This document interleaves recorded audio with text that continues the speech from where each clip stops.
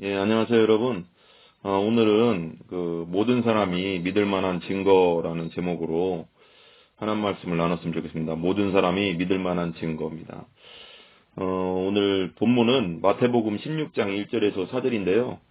제가 한번 읽어보도록 하겠습니다.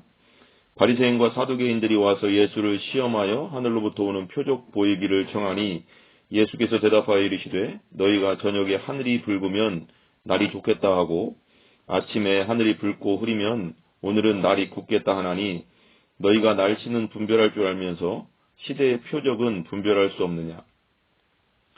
악하고 음란한 세대가 표적을 구하나 요나의 표적 밖에는 보여줄 표적이 없느니라 하시고 그들을 떠나 가시니라. 의외로 있잖아요. 의외로 사람들은 쉽게 무엇을 믿으려고 하지 않습니다. 생각보다 사람들은 의심이 많습니다.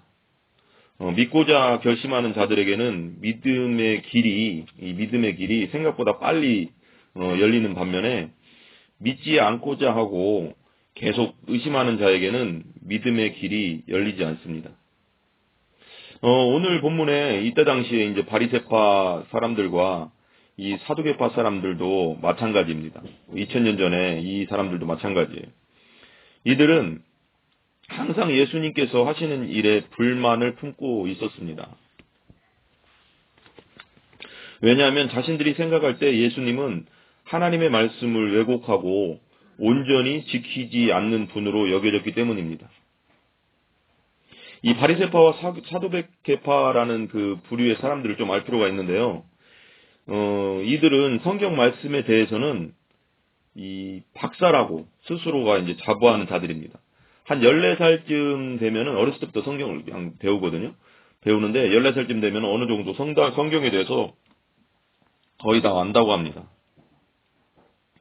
그리고 그 이후에도 계속 연구하고 공부하고 그러겠죠. 그리고 이스라엘의 또 성경 교사들이에요. 이스라엘 또 성경을 가르치는 사람들입니다. 그런데 그들은 중요한 게 뭐냐면 말씀의 정신, 그러니까 말씀이 내포하고 있는 숨은 깊은 뜻은 알지 못했던 것 같습니다. 세월이 지날수록 형식주의와 이 문자주의에 점점 치우쳐가고 있었습니다. 하나님 말씀의 참 정신, 율법의 참 정신이 뭡니까? 우리 성경에서 말하는 큰 두 계명을 말하자면은 하나님 사랑, 이웃 사랑, 이게 두 계명이 가장 큰 계명이거든요. 근데 이 사랑의 정신, 하나님 사랑과 이웃 사랑의 정신을 그들은 알지 못했습니다. 예수님이 무슨 일만 하면 사건건 시비를 거는 거예요. 왜 안식일에 하지 못할 일을 합니까? 안식일에 왜 병자를 고칩니까? 안식일에는 그러니까 이들의 생각엔 안식일은 쉬라고 그냥 그러니까 아무것도 안 하는 걸로 그렇게 믿었으니까 그걸 문자 그대로 받아들이고 믿었으니까 근데 예수님은 야 지금 저 구덩텅이에 빠져 있는 사람 건져야 되는 것이 그게 하나님의 뜻 아니겠냐라고 하니까 이들이 이게 생각이 완전히 이게 맞지 않는 거예요, 예수님하고. 그러니까 맨날 사사건건 예수님에 대해서 왜 율법을 어기냐, 막 율법을 왜 그 하나님의 말씀을 어기냐고 하는데 그게 아니죠. 예수님 한 단계 더 깊이 들어가는 거예요. 사랑의 정신으로 말씀을 지금 뭐라고 할까요? 적용하고 있는 거거든요, 사람들한테. 그리고 예수님께서 그렇게 실천하시고요. 예수님의 공생의 사역이 하나님의 사랑의 실천, 그러니까 하나님의 말씀의 사랑의 실천이라면은 이 바리새인들과 사두개인들은 말씀의 형식주의와 이 문자주의에 빠져서 그 사랑의 정신을 잃어버린 겁니다. 이 당시 예수님과 바리새인, 사두개인들은 그래서 계속해서 평행선을 그을 수밖에 없는 관계였습니다. 그러니까 예수님은 복음을 지금 나누고 하나님 나라를 전하고 실천하는데 사랑을 실천하는데 이게 진짜 그 복음의 실천을 중시하는 반면에 이 바리새인들과 사두개인들은 그냥 문자 그대로를 이게 얘기하긴 하지만 그 속에 하나님 사랑도 없고 이웃 사랑도 없는 그런 율법주의에 이렇게 딱 갇혀 있는 지금 상황입니다. 그러니까 예수님과 이게 맞지가 않잖아요. 그러니까 계속 평행선을 그을 수밖에 없는 거예요. 이들이 그러니까 이 바리새인과 사두개인들을 오죽했으면 성경에서 예수님께서 이제 책망한 것 중에 가장 큰 책망을 하시거든요. 외식한다고. 이 외식한다는 게 뭐예요? 겉과 속이 다른 거잖아요. 거짓된 거잖아요. 속마음과 겉으로 행동하는 게 다르다는 거예요. 예수님께서 이렇게 말씀했어요. 이 바리새인과 사두개인들은 독사의 자식들아, 너희는 회칠한 무덤 같다. 겉은 화려한데 속은 썩어서 구더기가 가득하다. 너희들 마음속에. 외식하는 바리새인들을 들어 이제 이렇게 말씀하신 것이거든요. 그러니까 어떻게 보면은 독사의 자식이라는 게 뭐예요? 독사의 자식은 이 뱀이라는 건 있잖아요. 그러니까 그때 당시도 그렇고 지금도 그렇겠지만 어떤 사람들 뱀이라고 하면 그게 기분이 좋진 않잖아요. 근데 그때 당시는 이 유대인들은 뱀 하면 더 싫어했어요. 왜냐하면 뱀이란 건 뭐예요? 아담과 하와를 유혹해서 선악과를 따먹게 한 장본인이잖아요. 사단, 뱀. 그러니까 뱀이라고 하면 자신을 뱀이라고 했다는 건 어떻게 보면 그때 당시 이제 개라는 거하고 뱀이라는 그렇게 말하게 되면 욕이라면 욕인데 이게 말하자면 그런 말들을 사람한테 쓴다는 것은 가장 진짜 뭐라고 할까 비참한 거거든요. 근데 예수님께서는 이 바리새인들더러 바리새인과 이 사두개인들더러 이 뱀 같은 놈들아, 독사 같은 놈들아 라고 말하는 거예요. 그러면서 독사의 자식들아, 너희들은 회칠한 무덤이다. 겉으로는 화려한데 그 속은 썩어서 구더기가 가득하구나 라고 말하는 겁니다. 그렇기 때문에 그들은 안 그래도 예수님이 마음에 안 들어 이제 죽겠어요. 지금 안 그래도 그냥 맨날 말씀을 이게 잘못 뭔가 예수님이 너무 뭔가 자기들의 해석과 다르게 해석하고 행동하니까 안 그래도 미워 죽겠거든요. 근데 탐탁지 않게 생각하고 있는데 그런 말까지 들으니까 얼마나 예수님을 죽이고 싶도록 미웠겠습니까? 이게 되게 중요한 게 있어요. 영적으로 거듭나지 않은 사람들은 자신의 감정과 정욕과 욕심에 충실한 법입니다. 그러니까 원래 이 바리새인과 지금 오늘 본문에 이제 이 사두개인들은 둘이 합칠 수가 없는 관계예요. 완전히 교리적으로 틀리거든요. 이 바리새인들은 그러니까 BC 4세기부터 이제 이 바리새라는 뜻이 뭐냐면 분리된 자, 구별된 자 이런 뜻이거든요. 이 BC 4세기부터 이제 일어난 거예요. 그러니까 성경 중심적으로 이렇게 우리가 하나님의 뜻대로 나아가자 이래서 이제 BC 4세기에 이제 일어난 거고 이 사두개인들은 BC 160년경에 이 사독의 그러니까 다윗과 솔로몬 시대에 사독 제사장이 있었잖아요. 그 사독 제사장의 우리는 후손이다. 그래서 거의 제사장들로 이루어진 그리고 이들의 이제 이 바리새인과 사두개인이 이스라엘의 사내들은 의원이라고 해서 70여 명에 되는 그 의원이 있어요. 이스라엘을 율법적으로나 법적으로 다스리는 나름대로 다스리는 그 어떻게 보면 권력이 있는 집단이죠. 그 권력 집단의 두 축이에요. 두 축인데 중요한 건 이제 교리적으로 완전 틀려요. 이 사람들이 이 바리새인들은 이제 조상의 유전, 그러니까 조상의 그 전통을 따르고 말씀을 보수적으로 따른다. 그런 원칙으로 가고요. 이 사두개인들은 그 모세 오경만을 다른 성경들은 인정하지 않고 모세 오경만을 인정했고 천사도 인정하지 않고 뭐 영계도 인정하지 않고 천국도 인정하지 않고 부활도 인정하지 않았어요. 근데 바리새인들은 부활 뭐 여러 가지 다 그런 것들은 또 인정을 했어요. 그러니까 이들이 진짜 교리적으로는 완전히 뭔가 이렇게 맞지 않는 존재들이거든요. 근데 예수님을 공격하고 예수님을 시험하는 데 있어서는 하나가 된다는 거잖아요. 지금 하나가 되고 있어요, 지금. 그러니까 되게 이걸 영적으로 우리 잘 생각해 봐야 돼요. 그러니까 세상에서 사람들이 여러 가지 막 말들이 많잖아요. 말들이 되게 많고 현상들이 많은데 우리 기독교는 어떻게든 공격을 당하게 돼 있어요. 왜 그러냐면 그들이 영적으로 거듭나지 않은 상태라면은 그러니까 우리 기독교 우리 이제 거듭난 그리스도인들은 나름대로 계속 그들에게 공격을 받을 수밖에 없어요. 지들끼리는 서로 당이 틀리고 막 뭐가 틀려도 막 싸우고 해도 우리를 공격할 때는 하나가 돼서 우리에게 온다는 거예요. 왜 이게 영적으로 틀리기 때문에. 거듭난 자와 거듭나지 않은 자들은 지들끼리 막 합쳐서 공격하거든요. 예수님을 지금 공격하듯이 이렇게. 이게 되게 중요한 영적 원리예요. 시기, 질투, 미움, 분노, 탐심, 음란, 탐욕, 음행 이런 것들로 거듭나지 않은 자들은 가득 차 있거든요. 이런 것들을 스스로 통제할 수가 없어요. 거듭나지 못한 죄인들은. 그러니까 세상 마지막이 되면 자기 자신을 사랑하고 돈을 사랑한다고 했잖아요. 그리고 쾌락 사랑하기를 하나님 사랑하기를 보다 더한다. 그런 말씀을 성경에 써 있잖아요. 근데 그렇듯이 그러니까 온통 세상이에요. 믿지 않는 사람들, 거듭나지 않은 사람들은 온통 생각에 세상에서 어떻게 하면 잘 살까? 어떻게 하면 세상에 돈 많이 벌까? 어떻게 하면 세상에서 뭘 할까? 항상 편안할까? 건강할까?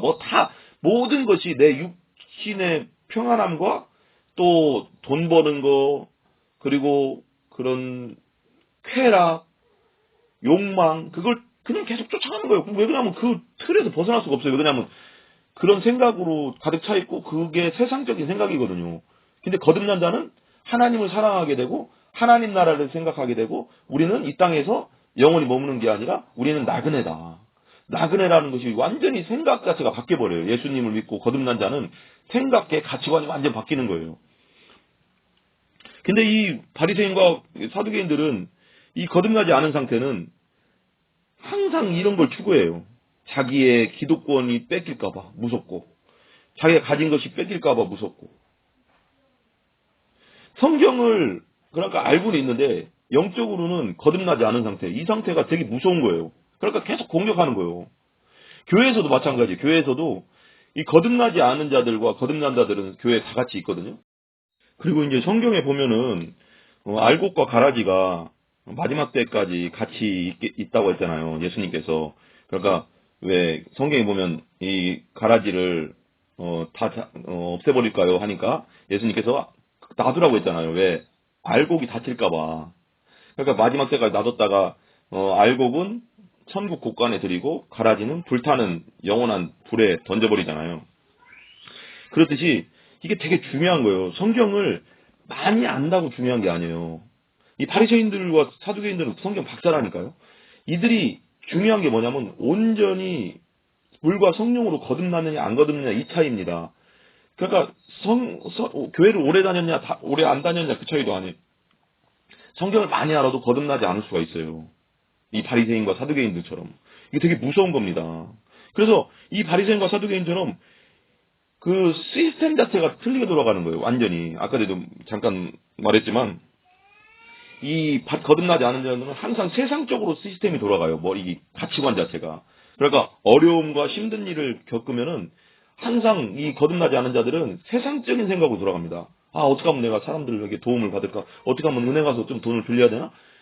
모든 게 다 세상적으로 돌아가요. 근데 그 어떤 급박한 상황 속에서. 근데 거듭난 자들은 급박한 상황 속에서 항상 하나님을 찾는다는 겁니다. 어려움과 힘듦과 다 모든 게 있잖아요. 믿는 사람들에게도 있잖아요. 근데 그런 상황 속에서 항상 하나님 중심으로 돌아간다는 거예요. 모든 게.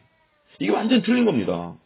그러면 예수님을 어떻게 죽일까 이제 이 바리새인과 사두개인들은 어떻게 죽일까 맨날 생각하는 거예요. 왜냐하면 이게 뭔가 계속 자기의 기득권들을 건들고 있고 뭔가 성경적으로도 자기들의 해석과 다르게 막 예수님이 행동하시니까 그 기회가 좀처럼 이제 잘 생기지 않았어요. 예수님을 어떻게 잡을까 맨날 그랬어요. 왜냐하면 백성들이 예수님을 메시아, 선지자로 따르고 있었기 때문에 백성들이 두려웠거든요. 잘못 잡았다가 백성들한테 괜히 괜히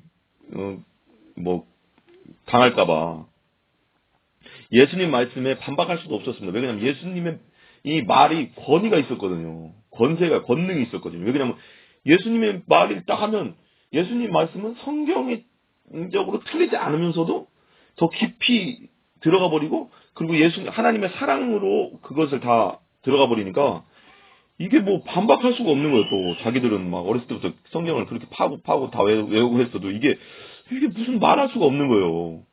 그때 옛날에도 왜 요한복음 8장인가요? 가늠하다가 현장에서 잡힌 여자가 이제 잡혀오잖아요. 남자는 어디로 도망가 버렸고.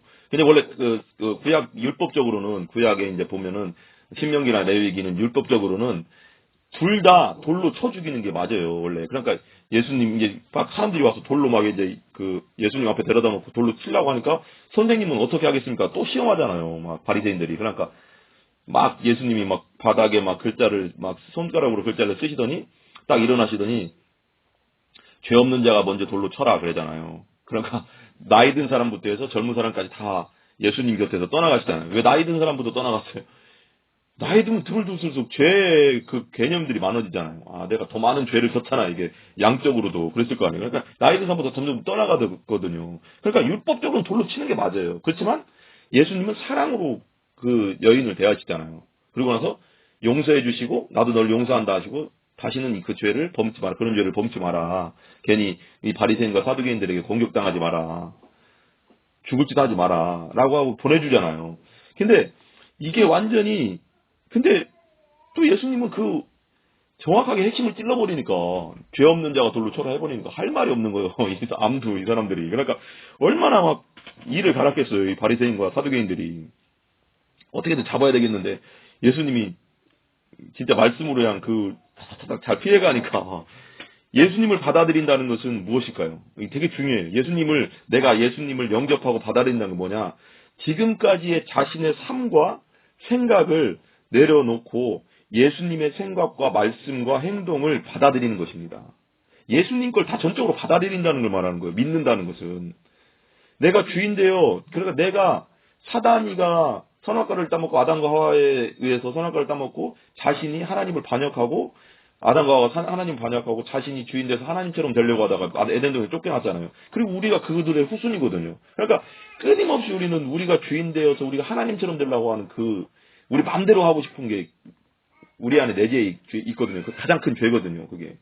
하나님께 순종하고 하나님 앞에 우리가 복종하면서 사는 그것이 가장 이게 하나님 안에서 즐겁고 기쁜 관계인데 그렇게 만들어졌어요. 우리 자체가. 근데 벗어나니까 얼마나 그래고 나서 그냥 그 고통의 세월 저주를 받아서 그 에덴 동산 이후 우리가 계속 남자는 일하고 땀 흘리지 않으면 먹고 살 길이 없고 여자는 해산의 고통을 주셨잖아요.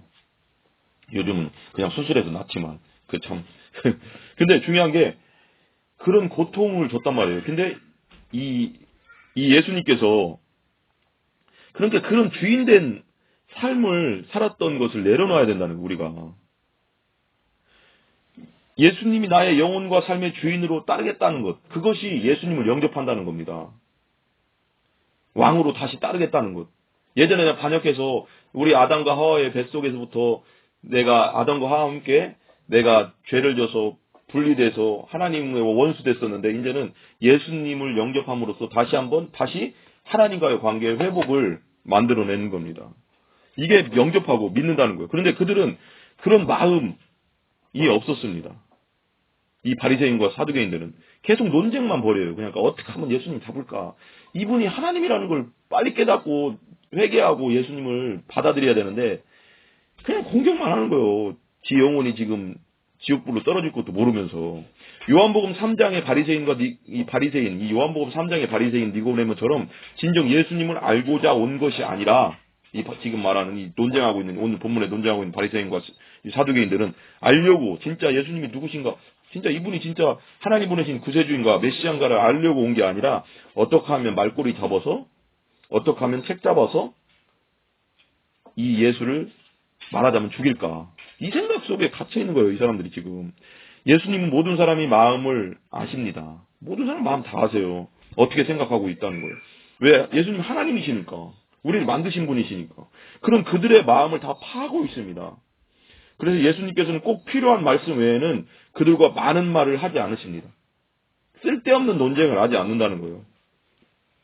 오늘 말씀 마태복음 16장 1절을 보면 이 바리새인과 사두개인들이 예수님께 와서 예수님을 시험하고 떠보고 하늘로 쏘는 표적 증거를 보여달라. 네가 하나님의 아들이고 네가 진짜 하나님이고 성경에서 말하는 그 다윗의 후손 메시아 이 마지막 시대에 나타난 메시아라는 증거를 보여달라고 계속 말하는 거예요. 근데 이건 참 말도 안 되는 거거든요. 지금. 왜냐하면 그동안 짝꿍 간에 계속 예수님이 하나님의 아들이고 그분이 신이라는 증거를 계속 보여줬어요. 이들의 질문은 잘못되고 이들의 질문 자체가 지금 잘못되어 있고 지금 야비한 의도가 있다는 거예요. 지금 이들의 지금 질문에는 지금 예수님을 시험하고 떠보려고 그들은 하늘로서 오는 표적을, 증거를 보여달라고 지금 말하고 있는 겁니다. 시험하고 떠본다는 거 뭐예요? 벌써 단어 자체가 벌써 이게 기분이 별로 떨떠름하잖아요? 다른 사람이 나의 생각을 시험하고 떠본다는 것은 그 자체가 벌써 의도 자체가 뭔가 악한 의도가 있는 거잖아요. 속과 겉이 다르잖아요. 벌써 이 사람들이. 거짓된 자들입니다. 이들 자체가 벌써. 고린도후서 11장 14절에 보면 이렇게 말해요. 이게 지금, 그러니까 예수님께서 보면은 그 바리새인과 사두개인들더러, 응? 너희들의 아비가 거짓의 아비 사단이다라고 말했잖아요. 그러니까 이 세상에 믿지 않는 사람들의 영적인 상태를 말하는 거예요. 사람들의 아비는 마귀예요. 성경적으로는. 거기서 그 세계에서 벗어나서 예수님을 영접하고 벗어나는 것이 하나님의 자녀로 바뀌는 겁니다. 그러니까 둘 중에 하나예요. 영적으로는. 성경적으로 말하면 마귀의 자녀냐 하나님의 자녀나 둘 중에 하나, 중간은 없어요. 성경적으로. 예수님 영접하고 거듭나면 하나님의 자녀가 되는 거고, 예수님 안 믿고 그대로 자연인의 상태로 있는 것은 마귀의 자녀예요. 하나님, 그 성경적으로 보면은 성경에서 그렇게 말하거든요. 그러니까 고린도후서 11장 14절에 보면은 이렇게 나오거든요. 이것이 이상한 일이 아니라 사단도 자기를 광명의 천사로 가장하나니. 그러니까 사단도 자기를 광명의 천사로 가장한대요. 밝은 천사로. 공동번역 성경에는 고린도후서 11장 14절을 이렇게 말해요. 그러나 그것은 조금도 놀라운 일이 아닙니다. 사탄도 빛의 천사의 탈을 쓰고 나타나지 않습니까? 그러니까 이때 당시 바리새인과 사두개인들은 종교적으로는 지도자였거든요. 그러니까 사람들 보기에는 막 구제할 때도 막 나팔을 불고, 성경에 나오잖아요. 나팔 불고 사람 막 가난한 자를 구제하고 막 그랬는데 자기 스스로 영광 받은 거예요. 사람들에게 칭찬받는 거죠. 야, 저 사람이 구제한다고 자기 스스로 나팔 불고, 뭐 진짜 앞에 나팔 불고 나서 사람들 다 모인 다음에 가난한 자에게 나눠주고 막 그랬다는 거 아니에요. 이거 완전히 타락한 거거든요, 지금. 속은 그런 생각이 없으면서 가난한 자를 도와줄 생각이 없고 그런 불쌍한 마음도 없으면서 그냥 사람들에게 인정받으려고. 그러니까 천사 역할을 하는 거 아니에요. 사단이 광명의 천사가, 이게 말한 대로 오늘 지금 고린도후서 11장 44절처럼 사단도 자기를 광명의 천사로 가장한다. 사단도 빛의 천사의 탈을 쓰고 나타나지 않냐. 이게 책에 참 뭐라고 할까요? 참 답답하다고 해야 되나? 특이하다고 해야 되나? 그러니까 요즘 이단들을 한번 보세요. 요즘 이단들 전체가 자체들이 보면 뭐 신천지나 통일교나 뭐 여호와 증인이나 이런 이단들을 보면은 사람들에게 다가갈 때 얼마나 친절한지 몰라요. 사랑하는 것처럼 다가가고. 하지만 그 마지막은 멸망이라는 거. 광명의 천사처럼 다가오잖아요. 그러나 그 영혼은 그쪽에 들어가 버리면 그 영혼은 마지막은 영원한 멸망인 거예요. 양의 탈을 쓰고 오지만 늑대예요, 늑대. 오늘 본문뿐이 아니라 이들은 계속해서 예수님을 약점 잡고 시험하고 떠보고 어떻게든 잡으려고, 정치적으로 잡으려고 그냥 그런 말과 행동을 계속 하잖아요. 이 당시 하나님을 섬긴다는 이스라엘 지도자라는 사람들의 이런 모습이 바로 이런 모습입니다. 이 당시 종교 지도자들이 얼마나 타락했는지를 우리가 분명히 알 수가 있어요. 마태복음 23장 15절 우리말 성경에 이렇게 나오거든요. 너희에게 화가 있을 것이다. 율법학자와 바리새파 위선자들아, 너희는 개종자 한 사람을 만들려고 육지와 바다를 두루 다니다가 정작 누군가 개종자가 되면 너희보다 2배나 더 악한 지옥의 자식을 만든다.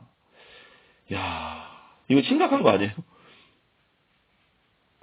근데 가끔씩 보면은 요즘 이제 우리 지금 현실적인 교회에서도 보면 그런 걸 가끔씩이라고 하면 좀 뭐라고 할까요? 가끔씩이라고 하면 모르겠지만 저는 많다고 봐요. 많다고.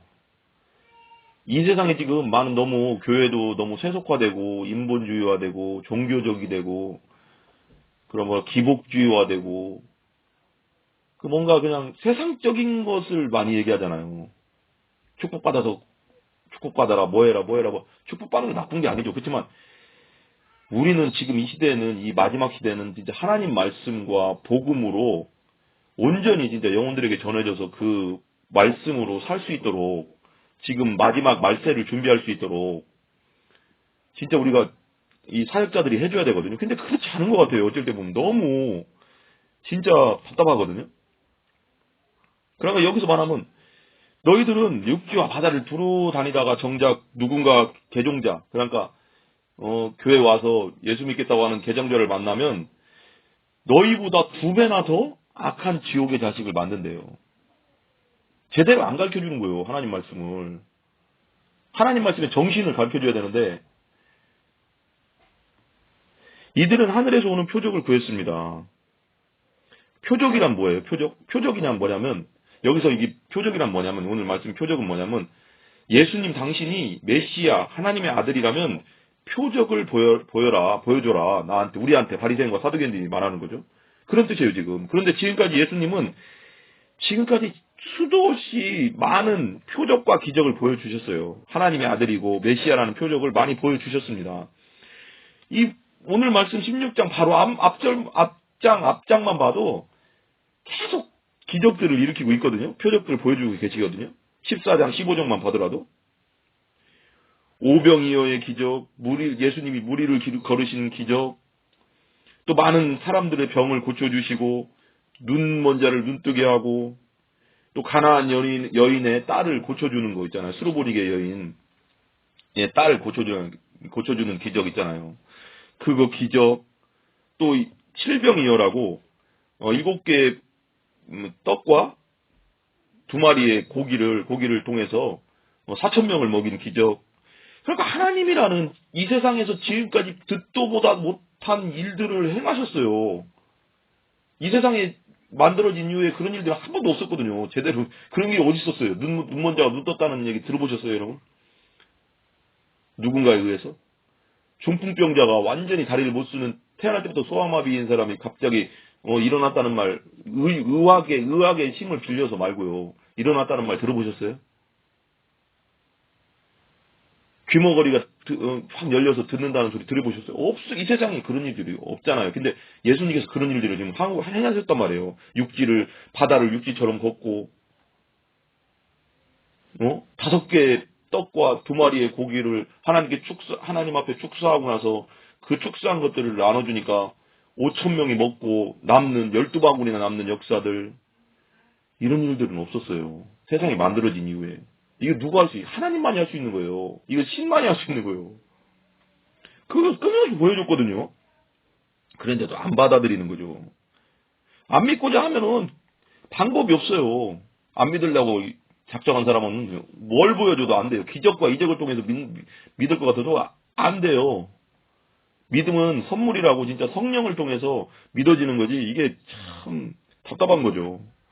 바리새인과 사두개인들이 믿음의 눈으로 예수님을 보았다면은 벌써 이런 여러 가지 이적들과 표적들과 그리고 예수님의 행적들을 보면서 이분은 하나님의 아들이구나. 우리가 지금까지 기다렸던 메시아구나. 구원자구나. 분명히 깨달았을 건데 전혀 벌써 예수님이 하나님의 아들이고 메시아라는 것을 깨닫고도 남았을 겁니다. 근데 그들은 끊임없이 의심했고 믿지 않았습니다. 믿지 않으려고 결단한 거죠. 그러니까 자기의 욕심들, 그러니까 자기의 기득권의 욕심이 예수님의 하나님의 아들로 볼 수 없는 눈이 가려져 버린 거지, 영적인 눈이. 완전히.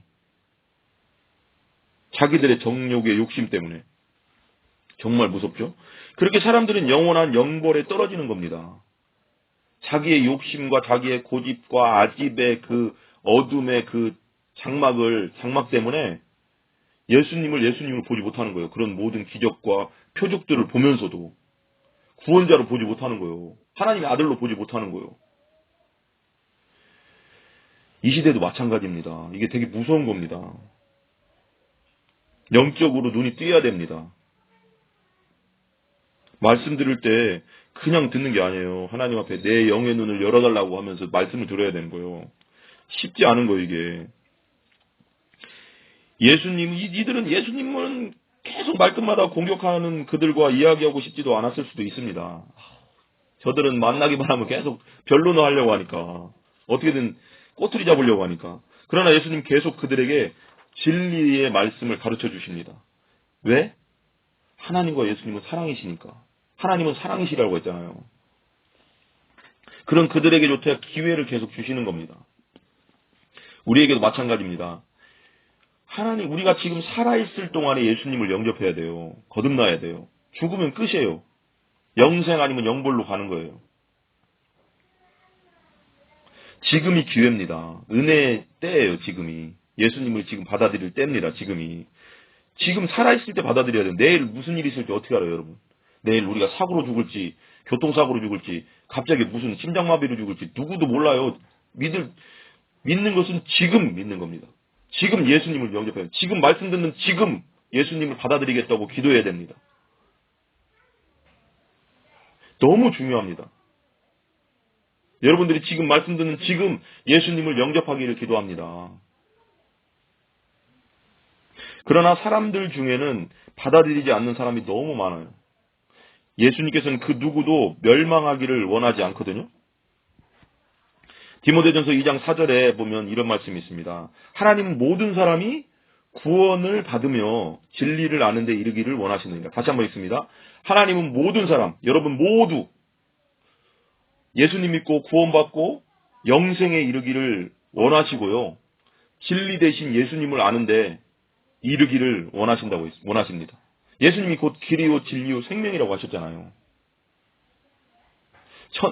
하나님 나라 가는 길, 진리, 영원히 변하지 않는 그 진리, 생명, 영원한 생명 그 자체라는 거예요. 예수님 받아들이는 건 영원한 생명을 받아들이는 겁니다. 하나님께서는 모든 사람이 구원받기를 원하십니다. 하나님 자녀 되기를 원하시고요.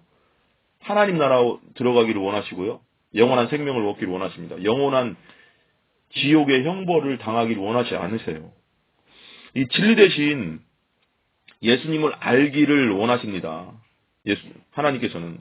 그래서 고집세고 완고한 사람들에게도 끊임없이 기회를 주시는 거예요. 자기를 지금 공격하고 있는 바리새인들과 사두개인에게도 기회를 주시고 있는 거예요. 계속 가르쳐 주시잖아요. 말 안 해버리면 되는데 그래도 계속 가르쳐 주시잖아요. 뭔가를. 하나님의 사랑을 기억하고 완고한 길에서 빨리 돌아서야 됩니다. 오늘 말씀을 듣는 이 시간 말씀을 듣는 여러분, 하나님의 말씀을 듣는 이 순간 빨리 돌아서시기 바랍니다. 영원한 멸망 가운데 들어가지 말기 바랍니다. 예수님의 생명을 받아들이고 영원한 생명으로 들어가기를 바랍니다. 아멘. 오늘 1절에 보면은, 오늘 이제 16장 1절에 보면 바리새인들과 이 사두개인들은, 사람들은 하늘로서 오는 표적을 구하고 있잖아요. 이들이 이제, 난 그 생각 갑자기 이제 이걸 읽는데 이게 뭐 맞는지 틀린지 모르겠어요. 근데 이들이 그 엘리야가 아세라 선지자와 그 선지자들, 그러니까 이 우상 선지자들과 아합 왕 시대 때 겨루잖아요. 불을 내리게 하는 신이 진짜 신이다. 하나님이다. 그래서 근데 여러 명의 아셀의 우상의 선지자들이 막 그냥 나무 장작을 쌓아놓고 그 재단에서 막 춤추면서 막 자기 몸을 칼로 찢고 하면서도 막 하루 종일 했는데도 불이 안 내려왔는데, 엘리야가 하나님 앞에 잠깐의 기도를 하니까 살아계신 하나님께서 불을 내려서 그걸 다 살라버리잖아요. 그래서 완전히 1대 거의 500 정도 되는 것을 엘리야가 이겨버리잖아요. 그러니까 살아계신 하나님을 믿는 사람은 혼자라도 하나님이 도와주기 때문에 끝장난 거예요. 1000명, 10,000명, 10,000명, 이 세상 모든 사람이 덤벼도 하나님을 믿는 한 사람, 믿지 않는 세상 모든 사람이 하나님을 의지하고 믿는 한 사람이 이길 수 없어. 왜?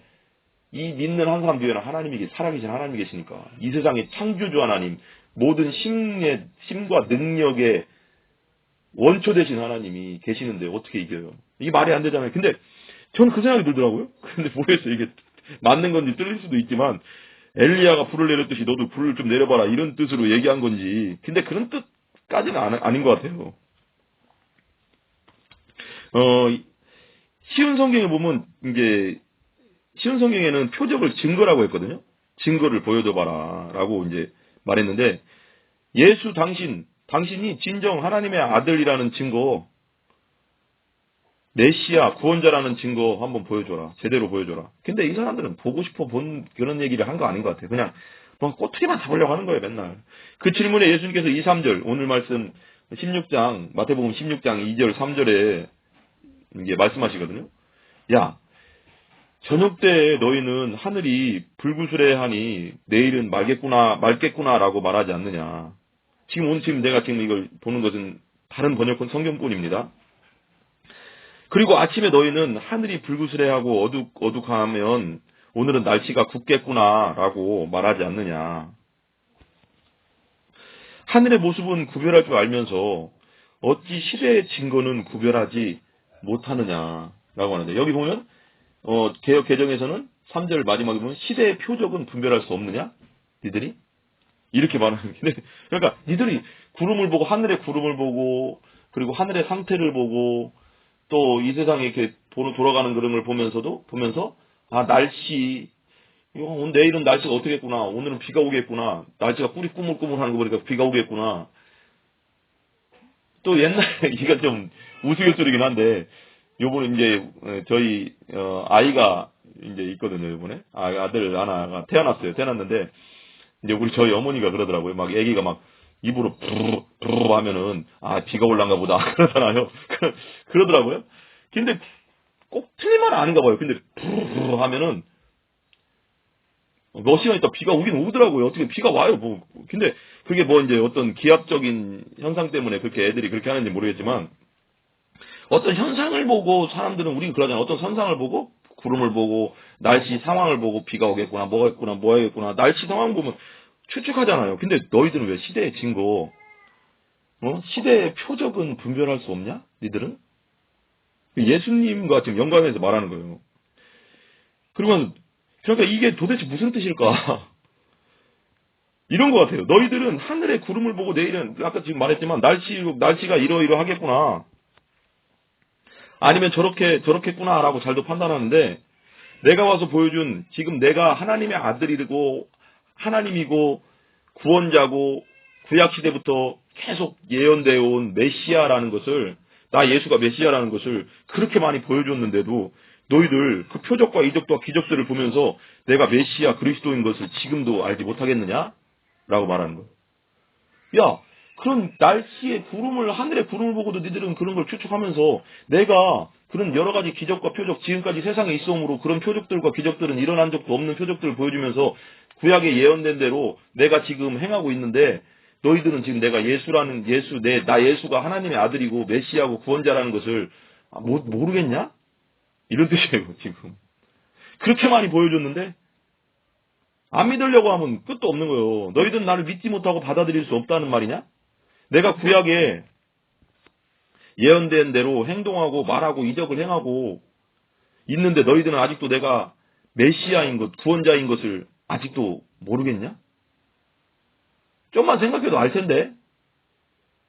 네 생각 없니?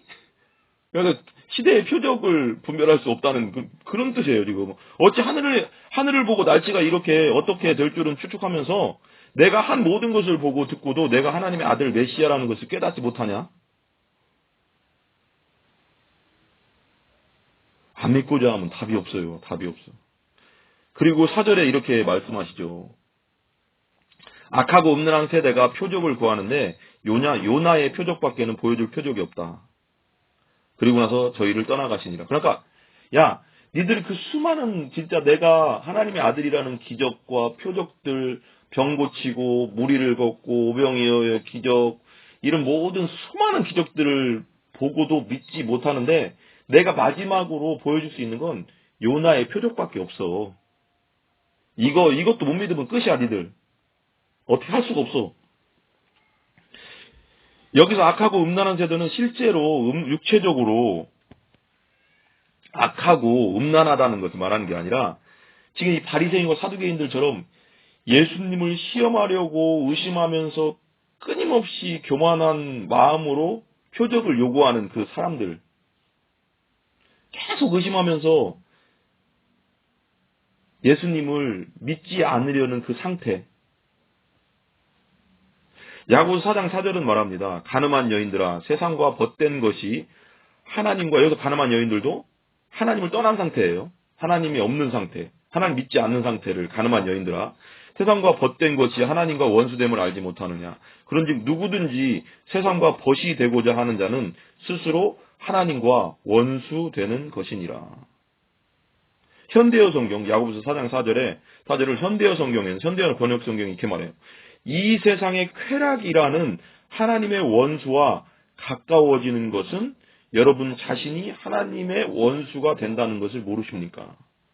한 번 더 말합니다만, 만일 여러분의 목적이 구원받지 못할 세상의 악한 쾌락을 즐기는 데 있다면 여러분은 하나님의 친구가 될 수 없습니다. 되게 중요한 말이에요, 이거.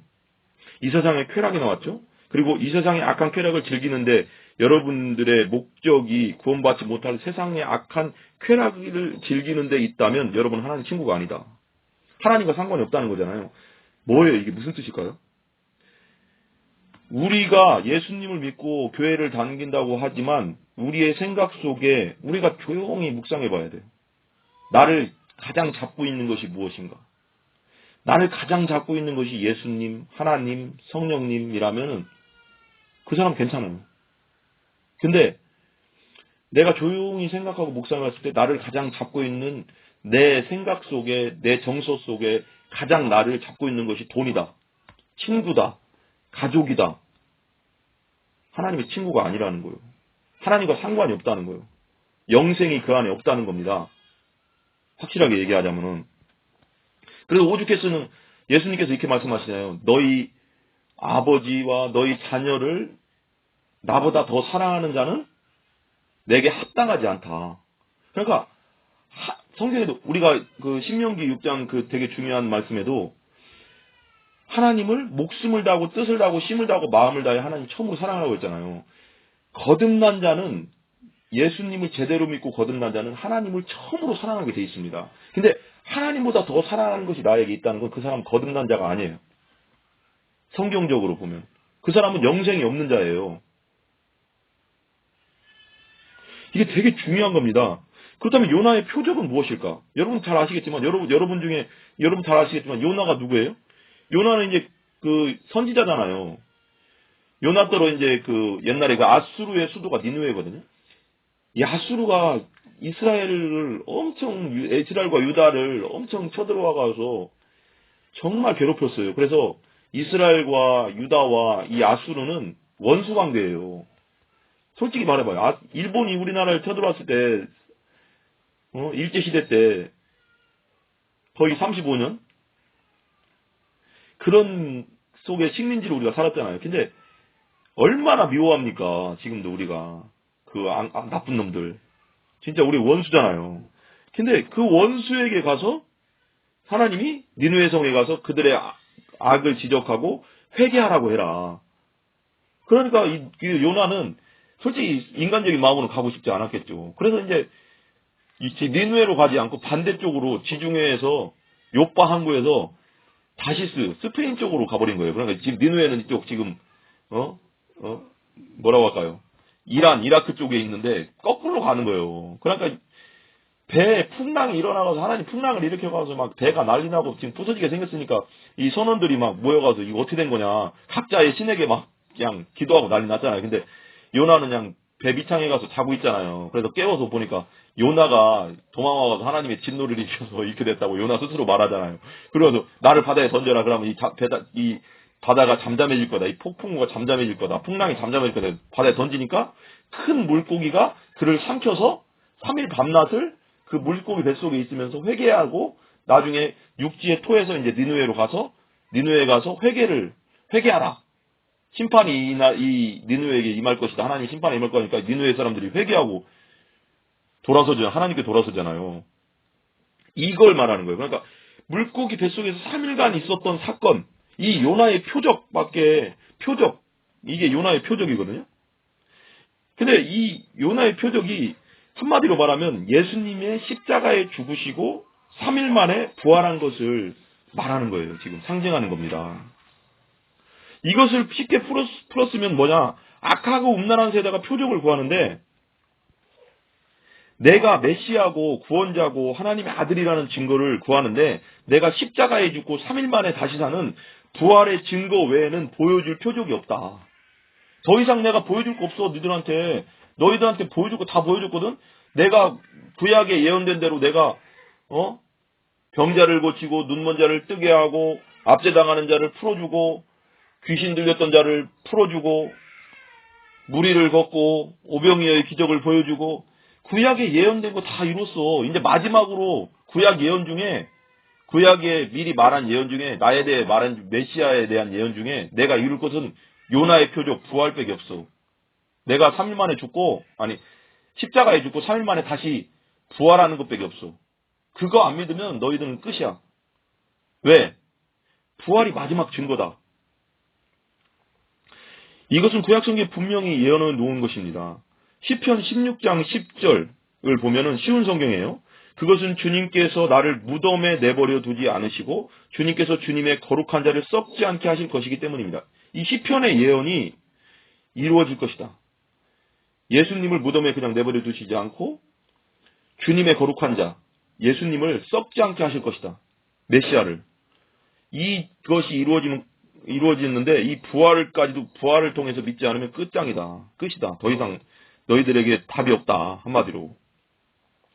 주님의 거룩한 자와 곧 하나님의 아들 메시아를 썩지 않게 하신다는 것입니다. 이것은 우리가 우리의 역사 가운데 2000년 전 부활하신 예수님을 가리키는 겁니다. 여러분, 예수님의 십자가와 부활 사건은 역사적인 사실이에요. 세계사 가운데 있었던 사실입니다. 역사학자, 그때 당시 요세푸스나 이 많은 역사학자들이 이것을 기록해 놨습니다. 예수님의 십자가와 부활 사건을. 여러분이 네이버 들어가서 연구해 봐도 돼요. 예수님의 십자가 사건과 부활 사건, 예수님의 실제 했다는 그 사건은 그냥 성경에 있는 이야기가 아닙니다. 실제로 있었던 사건이에요. 세계사를 연구해 보시면 됩니다.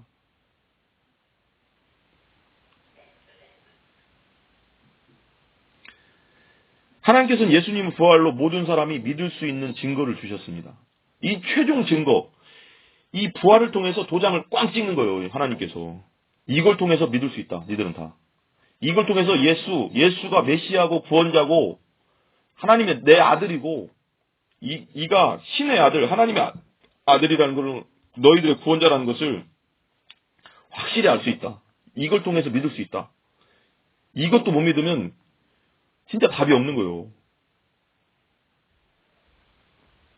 사도행 17장 31절에 이는 정하신 사람으로 하여금 천하를 공의로 심판할 날을 작정하시고 이에 저를 죽은 자 가운데서 다시 살리신 것으로 모든 사람에게 믿을 만한 증거를 주셨습니다. 뭐라고 했어요? 저를 죽은 자 가운데서 살리심으로. 예수님의 부활을 통해서 모든 사람에게 믿을 만한 증거를 주셨대요. 역사 한복판에서 십자가에 돌아가시고 3일 만에 부활하신 그분을 믿음으로 믿을 수 있는 증거, 부활을 통해서 믿을 수 있다는 겁니다. 사람들은 예수님이 하나님의 아들, 메시아, 그리고 그리스도, 구원자라는 증거를 보여봐라라고 말합니다. 지금도 그래요. 야, 하나님이 살아계시면 한번 보여줘. 맨날 그래요. 전도하면은. 예수님이 하나님이세요. 빌립이 그랬잖아요. 성경에 보면 빌립이. 하나님을 한번 보여주세요. 하나님을 한번 보여주세요 하니까 야, 너희들은 나를 보면서도 하나님을 보여달라고 하냐? 예수님이 곧 하나님이에요. 육신으로 오신 하나님. 인카네이션. 이 교리가 성경적으로 되게 중요한 교리잖아요. 성육신 하신 하나님이에요. 그분이 한 것을 성경에서 읽어보면 그분이 하나님이라는 걸 우리는 알 수 있어요. 그런 기적들을 보면 신이라는 걸 알 수 있다는 거예요. 예수님의 부활을 통해서 우리는 모든 것이 확실히 보입니다. 믿음으로 하나님을 볼 수 있고요. 부활을 통해서 믿음으로 하나님 나라를 볼 수 있습니다. 부활을 통해서 예수님을 통한 영생을 믿을 수 있습니다. 부활을 통해서 예수님께서 나의 죄를 위해 십자가에 돌아가신 것을 믿을 수 있습니다. 부활을 통해서 예수님, 우리 천지가 창조된 것을 믿을 수가 있습니다. 부활을 통해서 예수님 성경의 모든 것을 믿을 수 있습니다. 2000년 전 예수님의 부활이 없었다면 우리에게 영생도 없고 하나님의 나라도 없고 하나님의 자녀도 못 되었을 것입니다. 우리 모든 믿는 것도 다 헛것입니다. 그렇다면 부활이 없으면 아무것도 아니에요. 부활을 통해서 하나님께서 딱 하고 도장을 꽝 하고 도장을 찍은 거예요. 하나님의 아들로서. 고린도전서 15장 14절에 보면 이렇게 나오거든요. 그리스도께서 만일 다시 살아나지 못하셨으면 우리가 전파하는 것도 헛것이요 또 너희 믿음도 헛것이다. 되게 중요한 게 예수님께서 부활하시지 않으셨다면 우리가 전파하는 거, 우리가 전도하고 예수님을 위해서 전하는 거 다 쓸데없다는 거예요. 또 우리가 믿고 있는 것도 다 쓸데없다는 거예요. 고린도전서 15장 17절 킹제임스 음정의 성경에 또 이렇게 나옵니다. 또 그리스도께서 일으켜지지 아니하셨으면 부활하지 않으셨으면 너희의 믿음이 헛되고 너희가 여전히 너희 죄들 가운데 있으며. 그러니까 너희 믿음도 헛되다. 부활하지 않으셨으면 너희 믿음 지금 믿고 있는 것은 헛된 것이라는 거예요. 그리고 너희가 여전히 너희 죄들 가운데 있대요. 그러니까 예수님이 십자가에 돌아가시고 그냥 죽었다면은 부활하지 않으셨으면 그냥 그 십자가의 의미가 없어져 버리는 거예요. 부활을 통해서 그 예수님의 십자가의 의미가 확실하게 생기는 거거든요. 하나님의 아들이 죽으신 것이고 그분이 하나님의 어린 양으로서 죽으신 것이 확증이 되는 거거든요. 부활을 통해서. 근데 이 부활 자체가 없어버리면 우리 죄는 그냥 그대로 있는 거예요. 우리 그냥 영원한 멸망 가운데 들어가야 되는 거예요. 예수님은 부활은 이렇게 중요한 겁니다. 중요하다는 단어로는 다 표현할 수가 없어요. 이거 진짜. 이 세상 말로 어떻게 표현할 수 있겠어요, 이걸. 예수님의 부활이 없으면 우리의 복음 전도도 헛것이고, 왜 그냥 죽어, 그냥 2000년 전에 그냥 십자가에, 그냥 2000년, 그 로마 제국에서는 십자가형이라는 것이 반역자들에게 그냥 많이 죽였거든요. 왜 스파르타쿠스라고 그 반역한 그 무리들을 로마 입구부터 해서 그냥 거의 한 몇 킬로에 걸쳐서 쫙 십자가에 매달아 죽인 사건도 있었어요. 그러니까 수많은 사람들을 로마 제국에서는 반역자라는 이름으로 십자가에 죽였습니다. 근데 그 중에 부활한 분은 예수님 한 분뿐이에요. 근데 예수님 부활하지 않았다면은 이런 모든 것이 헛것이라는 거예요, 지금. 우리가 믿고 있는 자체가. 우리는 모두 여전히 죄 가운데 하나님의 원수로 살다가 영원한 영벌에, 유황불에 들어갈 수밖에 없는 겁니다. 우리 죄 때문에. 오늘 본문에 예수님께서는 바리새인들과 사두개인들에게 내가 보여줄 표적은 요나의 표적, 부활의 표적밖에는 없다. 이 최종적인 이 진짜 마무리로 딱 도장 찍는 이 부활의 표적 외에는 마지막으로 보여줄 건 없다. 이것까지도 안 받아들이면 정말 답이 없는 거다. 예수님이 구약에서 예언된 하나님이라는, 하나님의 아들이라는, 우리의 구원자요, 우리의 주인이라는, 우리의 왕이라는 가장 크고 확실한 증거, 표적은 부활의 표적밖에 없다는 겁니다. 이 부활을 통해서 모든 사람이 믿을 수 있는 겁니다. 부활, 마지막 결론입니다. 오늘 말씀에 4절에 보면 그러잖아요. 16장 4절, 마태복음 16장 4절에 보면은 악하고 음란한 세대가 표적을 구하는데 내가 하나님의 아들이라는 증거를 보여달라고 하는데 내가 보여줄 건, 마지막으로 보여줄 건 요나의 표적 밖에는 보여줄 표적이 없다라고 말씀하시잖아요. 예수님이 부활하셔서 그 예수님의 부활의 큰 표적밖에는 없다는 겁니다. 예수님이 하나님이라는 증거, 하나님의 아들이라는 증거, 메시아라는 증거, 갓이라는 뜻이 원래는 우리 하나님으로 이제 성경에서 우리는 번역했지만 신이잖아요, 신.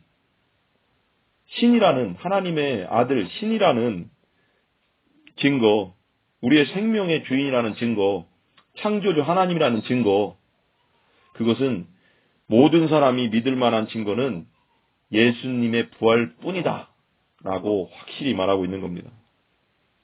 사도행전의 제자들은 예수님께서 다시 살아난 이 부활을 증거하였습니다.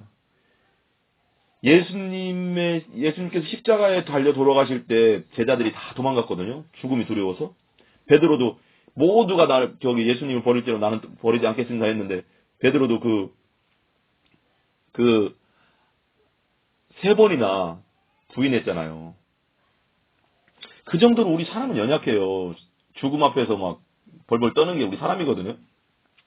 근데 예수님이 부활하셔서 나타나시고 못 박힌 손과 손을 보여주시고 믿지 않는 의심하던 도마, 도마에게 내 손과 내 못 박힌 손과 내 옆구리, 창에 찔린 옆구리를 만져보라고 할 정도로 생생하게 살아나셨거든요.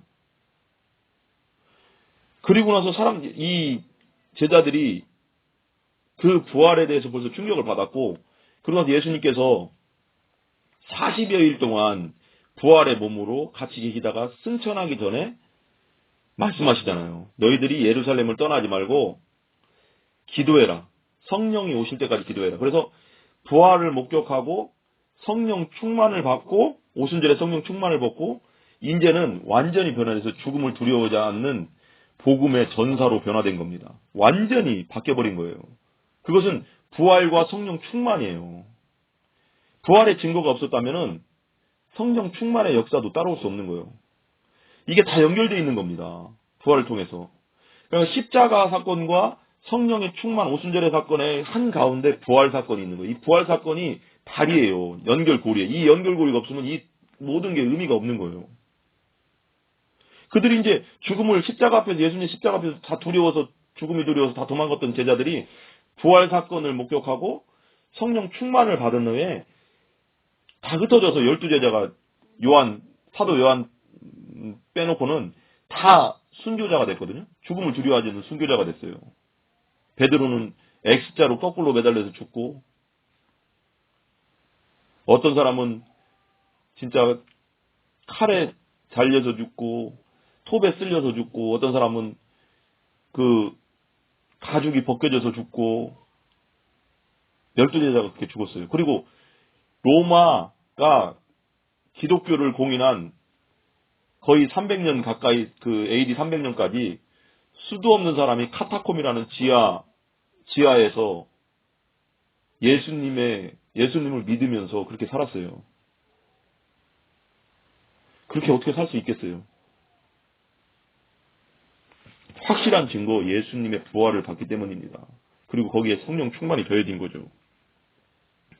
우리도 2000년 전 십자가에 우리 죄 때문에 죽으시고 부활하신 이 예수님, 다시 살아나신 이 예수님, 모든 사람이 믿을 수 있는 이 증거, 믿을 만한 이 증거, 예수님을 땅끝까지 증거하는 부활의 증인들이 되기를 간절히 기도합니다. 그리고 지금 이 순간 이 말씀을 듣고 있는 혹시 여러분이 거듭나지 않거나 교회는 다니지만 거듭나지 않거나 믿지 않는 사람들이 이걸 듣고 있다면은 지금 당장 예수님을 영접하시기 바랍니다. 이 시간 예수님 앞에 지금 당장 무릎 꿇고 기도하시기 바랍니다. 예수님, 저는 죄인입니다. 저는 지옥에 갈 수밖에 없는 자입니다. 하나님의 원수입니다. 저는 제 마음대로 제가 주인 돼서 살았습니다. 하나님 저를 만들어주신 걸 몰랐습니다. 회개하고 예수님을 주인과 구세주로 부활하신 예수님을 영접하시기 바랍니다. 그렇다면 여러분의 인생을, 여러분의 영혼을 예수님께서는 친히 분명히 책임져 주십니다. 꼭 여러분 예수님을 영접하시고 받아들이시기를 간절히 축원하고 기도합니다. 감사합니다.